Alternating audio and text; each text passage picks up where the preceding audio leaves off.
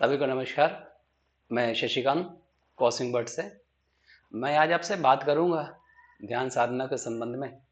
बहुत सारे साधकों को एक प्रश्न होता है कि मैं कौन सी साधना करूं या किसके साथ जुड़कर साधना करूं।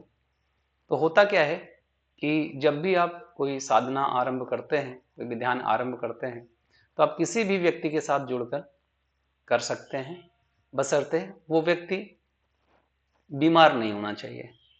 न तो भौतिक रूप से, न तो मानसिक रूप से, न तो आध्यात्मिक रूप से। आप किसी भी व्यक्ति के साथ जुड़कर ध्यान आरंभ कर सकते हैं और जो भी ध्यान आप कर रहे हैं उसको डिवोट होकर कीजिए। तो जैसे जैसे आप ध्यान में आगे बढ़ते चले जाएंगे तो आपकी जो ऊर्जाएं हैं वो परिवर्तित होनी चालू हो जाएंगी। तो जैसे जैसे आपकी ऊर्जाएं परिवर्तित होंगी वैसे वैसे आपका जो स्पिरिचुअल ग्रोथ है वो चेंज होना चालू हो जाएगा।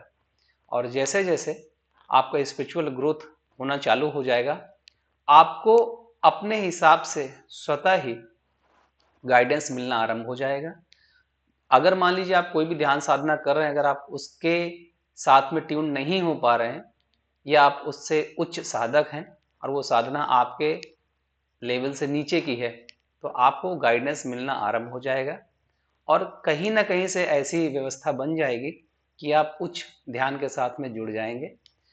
अब आपको ध्यान ये रखना है कि जो भी आप ध्यान या साधना कर रहे हैं उसमें आप रेगुलर रहिए, पूरा डिवोट होके करिए, क्योंकि जैसे जैसे आप करते चले जाएंगे वैसे वैसे आपकी जो लाइफ है वो चेंज होनी आरंभ हो जाएगी। अच्छा, एक खास बात और आपको ध्यान रखनी है कि आपको 10 लोगों के 10 तरीके के मेडिटेशन नहीं करने हैं। जैसे 10 लोग हैं, आप हर व्यक्ति का मेडिटेशन कर रहे हैं, तो 10 लोगों का मेडिटेशन ना कीजिए। किसी भी एक व्यक्ति का मेडिटेशन कीजिए और रेगुलर कीजिए, क्योंकि आप 10 तरीके का मेडिटेशन करेंगे तो उससे नुकसान ये हो जाएगा कि अलग अलग तरीके की ऊर्जाएं अलग अलग लोगों की होती हैं, तो उन ऊर्जाओं का कॉम्बिनेशन आपके लिए हानिकारक हो सकता है। तो इस हानि से बचने के लिए सबसे अच्छा उपाय यही है कि आप जो भी ध्यान कर रहे हैं पूरा डिवोट हो जाइए और ध्यान करते रहिए।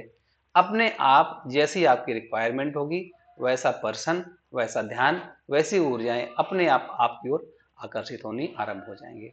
अगर आपको कोई भी जानकारी चाहिए तो आप हमसे संपर्क कर सकते हैं। धन्यवाद।